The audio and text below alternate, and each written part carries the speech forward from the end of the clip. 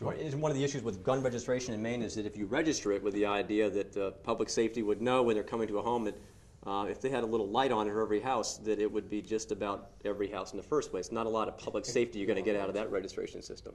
I just want to, you have passed some gun laws in the last few years. You passed some good gun laws, and one that I can remember you and I were debating about is whether or not we should allow guns on college campuses, and specifically whether guns should be allowed in the dormitories at the University of Maine.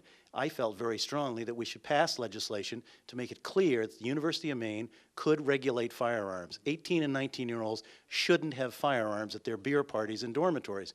You and others in the legislature resisted that, and at first the bill died. Eventually, I'm happy to say, the wisdom prevailed. The bill was passed, and Governor Baldacci signed it, and now we have a clear law that both in our community colleges and in our universities that the right to have guns in those dormitories and on campus is limited. That's a good bill.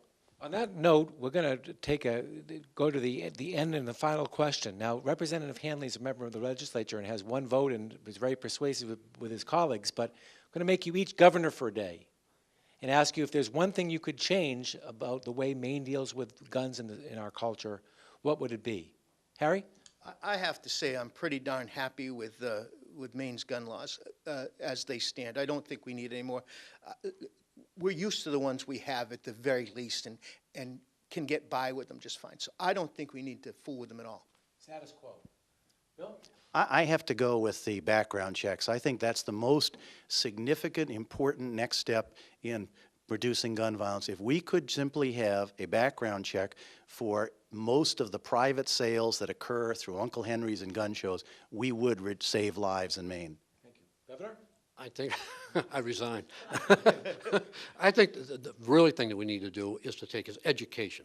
Educate people about firearm safety, laws relating to firearms, the penalties if you commit a crime with a firearm. I think that's where it really lies, in education. And who knows, maybe the two of us could work together, two sides, instead of fighting each other all the time. How about that? Get the last word, Tom. Thanks. I'm all for working with the legislature and working with our traditional opponents on this issue.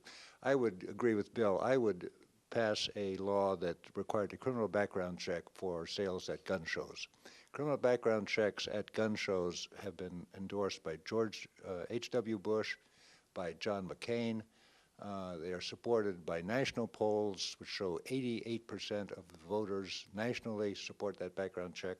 We had a poll in September that showed that 88% of Maine voters supported a background check at gun shows. It takes about as long as it does to run a credit card. It doesn't change anyone's rights whatsoever. Background checks are just enforcement of existing laws and say, if you're not able to buy a gun under existing law, a background check will disclose that and you won't be able to buy a gun. Thank you. Thank you. I said that was the last word, but it isn't the last word, is it, Walter? Not at all. Gary Crocker always has the last word in our show. Gary? Being a hunter-gatherer myself, I figured I had a little something to bring to this particular subject. But before I got down the road too far, I thought I'd ask Mother if she had any thoughts about this potentially explosive issue. And she didn't disappoint. No, sirree, Bob.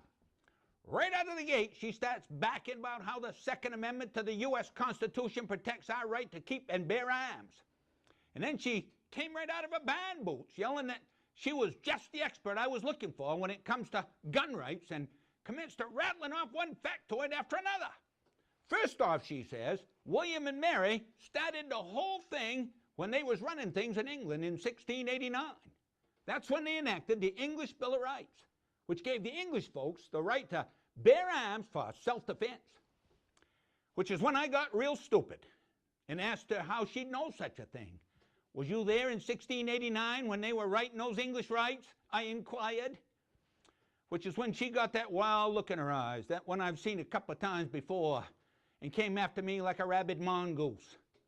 Her sense of humor ain't what it used to be.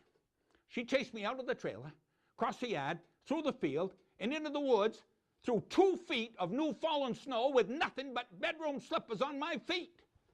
And I lost one halfway across the field. And I was unarmed to boot. I'm not sure what that says about gun rights, but it sure did settle who's in charge at our place. And apparently it ain't me. See you next time on It's the Law, as long as it's okay with Mother. Thanks, Gary. Now we know all about gun registration in the Crocker family. We want to thank our guests for being here tonight. Thank you so much for just a terrific discussion and for being with us this evening. Walt? And thanks also to Jeff Houghton and the Governor Hill Mansion, where we filmed this show the last 2 times. It's a wonderful facility and really a great thing for Augusta. And we appreciate it. And thank you all for watching It's the Law.